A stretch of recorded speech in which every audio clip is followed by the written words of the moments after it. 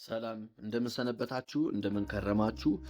መጽሐፍ ቅዱስ በማቴዎስ ወንጌል ምዕራፍ 2 ቁጥር 13 ላይ የእግዚአብሔር ቃል እንዲህ ይላል፣ እነርሱም ከሄዱ በኋላ እነሆ የጌታ መልአክ በሕልም ለዮሴፍ ታይቶ ሄሮድስ ሕፃኑን ሊገድል ይፈልገዋልና ተነሳ፣ ሕፃኑንና እናቱንም ይዘህ ወደ ግብፅ ሽሽ፣ እስክነግርህም ድረስ በዚያ ተቀመጥ አለው። ሦስቱ የመሸሽ በረከቶች በሚል ጥቂት የእግዚአብሔርን ቃል እንነጋገራለን። መሸሽ እንደ ፍርሃት፣ መሸሽ እንደ ሽንፈት፣ መሸሽ እንደ ውድቀት፣ መሸሽ የፍርሃት፣ የጭንቀት፣ ያለመቻል ምልክት እየተደረገ ነው የሚታየው። ስለዚህ ሁልጊዜ ሽሽት ሲነሳ በአዎንታዊ መልኩ ሳይሆን በአሉታዊ መልኩ ነው የሚነሳው። አንድ በጦርነት ላይ ያለ ንጉሥ ሸሸ ሲባል ፈራ ወይ ደነገጠ ወይ ተሸነፈ ወይ አቅም የለውም ወይ ሌሎች መሰል ትርጓሜዎችን ሊሰጠው ይችላል። ነገር ግን የሽሽት ትርጉም ሽንፈት ብቻ አይደለም፣ ወይ ደግሞ አሉታዊ ብቻ አይደለም፣ አዎንታዊም የሆነ ፍቺ አለው። ባነበብነው ክፍል ላይ በሕልም ዮሴፍ ተረድቶ ኢየሱስ ክርስቶስን ይዞ ወደ ግብፅ እንዲሸሽ እግዚአብሔር በሕልም ተናገረው። ኢየሱስ ክርስቶስ የነገሥታት ንጉሥ የሆነ የጌቶች ሁሉ ጌታ የሆነ የሁሉ ፈጣሪ የሁሉ ባለቤት ሁሉን የሚችል አምላክ እርሱ ከንጉሥ ሄሮድስ ፊት እንዲሸሽ መልእክት ተሰጠው። ነገር ግን አብርሃም በጦርነት ተጋፍጦ ድል እንዲያገኝ፣ ነገሥታቶችን ድል እንዲነሳ፣ ሙሴን ፈርዖንን ተጋፍጦ ድል እንዲያደርግ፣ አብሮት እንደሚሆን እግዚአብሔር ተናግሮት ድልን እንደሚሰጠው እግዚአብሔር ተናግሮት ፊት ለፊት ተጋፍጦ ውጣ ብሎት ድል እንደሰጠው እናውቃለን። ዳዊትንም ጎልያድን እንዴት እንደጣለ ፊት ለፊት ተጋፍጦት ሌሎቹንም ጠላቶቹን ዳዊት እግዚአብሔር ከፊቱ እየወጣ እየቀደመ ተጋፈጥ እያለው ሂድ እያለው ውጣ እያለው ድል እንዴት እንደሰጠው እንረዳለን። ኢየሱስ ክርስቶስን ግን ሽሽ ይለዋል። አትጋፈጥ የሚል መልእክት ነው ማለት ነው። ፊት ለፊት አታገኘው፣ ፊት ለፊት አትውጣ የሚል መልእክት ነው። ወደ ግብፅ ሽሽ። ለማሸነፍ ሁልጊዜ ፊት ለፊት መጋፈጥ፣ ለማሸነፍ ሁልጊዜ ጠላቶቻችንን ሊገድሉን የሚፈልጉትን ሁሉ ፊት ለፊት መግጠም አለብን ማለት አይደለም።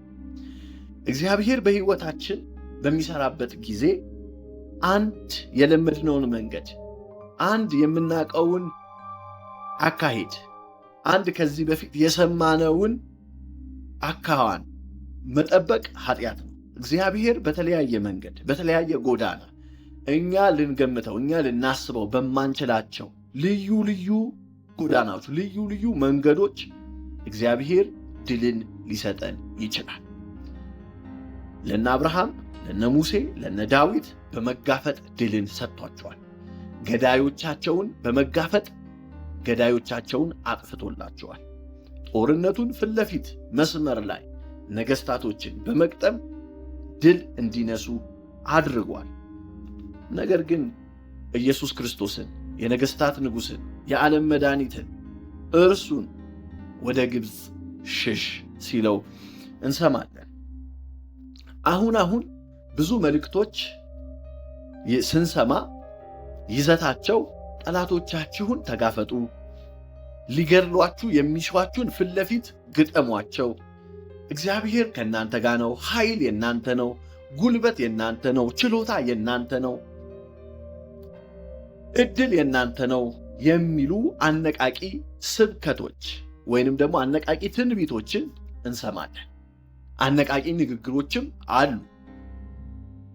ሁልጊዜ ተግዳሮታችንን፣ ሁልጊዜ ፈተናችንን፣ ሁልጊዜ ሊገድሉን የሚፈልጉትን፣ ሁልጊዜ ሊያጠቁን የሚፈልጉትን፣ ሁልጊዜ ከኛ በተቃራኒ ያለን ጠላት ፊት ለፊት በመግጠም አናሸንፍ። ይህ ለኢየሱስ ክርስቶስ የተነገረ የትንቢት ቃል ዮሴፍ በሕልሙ ያየው ራእይ የሚያስረዳን መልእክት ነው። ሁልጊዜ በመጋፈጥ ድል አንነሳ። አንዳንድ ጊዜ እግዚአብሔር በመሸሽ ውስጥ በረከት ያስቀምጣል። ኢየሱስ ክርስቶስን ይዞ ወደ ናዝሬት እንዲሄድ ዮሴፍ ራእይ በማየቱ በዛ ሐሳብ ውስጥ ለኛ የሚጠቅሙ ለኛ ለሕይወታችን የሚሆኑ በመሸሽ ውስጥ የምናገኛቸው 3 በረከቶችን እናያለን። አንደኛ፣ እግዚአብሔር በጊዜ ውስጥ ስራውን ይፈጽማል።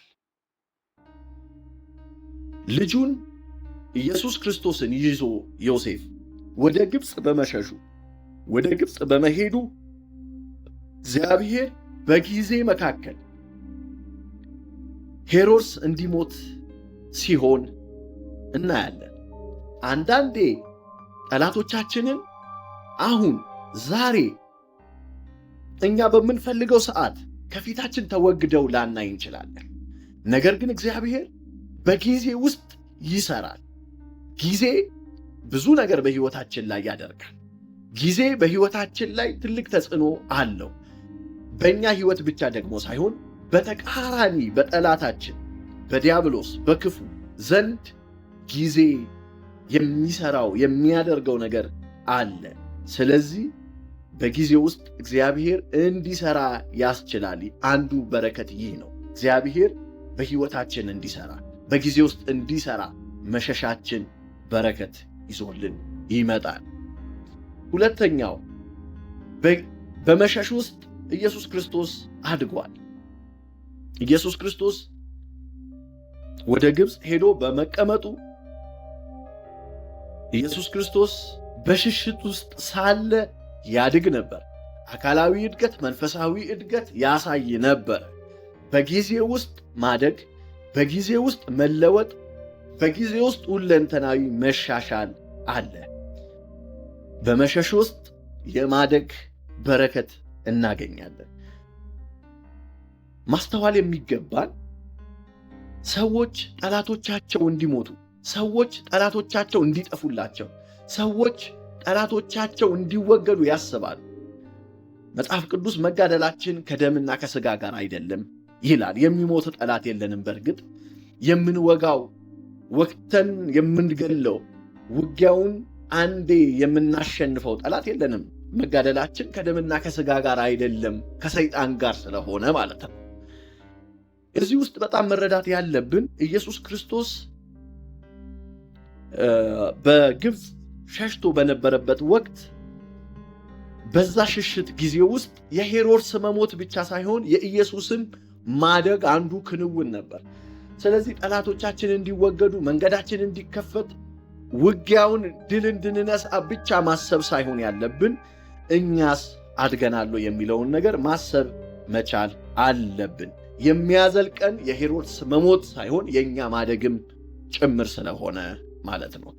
ሦስተኛው በመሸሽ ውስጥ የምናገኘው በረከት እግዚአብሔር በእውነተኛ የእግዚአብሔር ሰዎች በራእይ በሕልም የተናገረን ትንቢት እንዲፈጸም ያስችላል። ኢየሱስ ክርስቶስ ወደ ግብፅ ሸሸ። ሕፃኑን ሊገሉ የሚፈልጉት ሞተዋልና ተመለስ፣ ወደ ነበረበት ስፍራ ተመለስ ብሎ እግዚአብሔር ሕልሙን ለዮሴፍ ነገረው። ያ ሕልም የመመለስ ሕልም እግዚአብሔር ለዮሴፍ ከነገረው በኋላ ወደ ናዝሬት ሲመለስ አስቀድሞ በነቢያት የተነገረው ናዝራዊ ይባላል የተባለው ትንቢት እንዲፈጸም ሲያስችል ዕድል ሲሰጥ እናገኛለን። ስለዚህ በመሸሽ ውስጥ ትንቢት እንዲፈጸም እግዚአብሔር የተናገረን እንዲፈጸም ያስችላል ማለት ነው። ስለዚህ መሸሽ፣ በአካል መሸሽ ሊገድሉን ከሚሹት ሊያጠፉን ከሚሹ ብዙ ነገሮች እንድንተርፍ ያስችለናል። በመንፈሳዊ ሕይወታችን፣ በጸሎታችን፣ በአንዳንድ መንፈሳዊ ክንውኖቻችን ሊያጠፉን ከሚሹ ነገሮች መሸሽ ድልን እንድናገኝ ያስችለናል። አንዳንዴ ከገዳዮቻችን መሸሽ ገዳዮቻችንን ያጠፋል፣ እኛንም ያሳድጋል። እግዚአብሔር የሚሰራበትን ጊዜ ይሰጣል፣ ትንቢትም እንዲፈጸም ያደርጋል። ስለዚህ መሸሽ ካለብን ነገሮች እንድንሸሽ እግዚአብሔር ይርዳን። እግዚአብሔር የምንጋፈጣቸውን ነገሮች እንድንለይ፣ የምንሸሻቸውን ነገሮች እንድንለይ እግዚአብሔር ጸጋውን ይስጠን። አንዳንዴ በተለይ ወጣቶች በስተመጨረሻ ማንሳት የምፈልገው ብዙዎቹን ከጠላታችን ከዲያብሎስ የሚላክብን ፈተናዎች፣ ውጊያዎች፣ ሰልፎችን ተጋፍጠን ሳይሆን ሸሽተን የምናሸንፋቸው ናቸው። በመሸሽ ውስጥ በረከት አለ። በመሸሽ ውስጥ ማሸነፍ አለ። በመሸሽ ውስጥ ማደግ አለ። እግዚአብሔር ለሁላችን ጸጋ ያብዛልን። አመሰግናለሁ።